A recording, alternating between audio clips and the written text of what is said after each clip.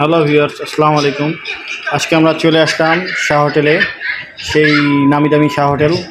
তার পরোটা, চা, ডাল নিয়ে আমরা এখন সকালের নাস্তাটা করতেছি। এখন চলে যাব মাছের বাজার। মাছের বাজার চলে আসলাম। এই কই মাছ, বোয়াল মাছ, তেলাপিয়া মাছ, পাঙ্গাস মাছ, শিং মাছ, কত কিছু মাছ দেখা যাচ্ছে। আমাদের পছন্দ ছিল ট্যাংরা মাছ, কিন্তু ট্যাংরা মাছ বাজারে নেই।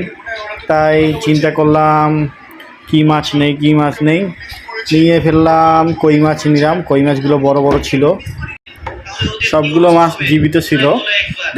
দেখতেই পাচ্ছেন কেমন লাফালাফি করতেছে।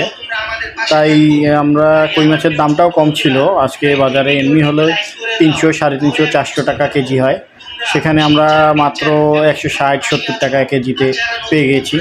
এখন চলে আসলাম মাছ কাটতে, যেখানে আমরা এই চাচার কাছে সবসময় মাছ কেটে নিই। আর কিছু মাছ দেখাচ্ছি আপনাদেরকে। দেখেন বড় বড় পাঙ্গাস, নদীর পাঙ্গাস।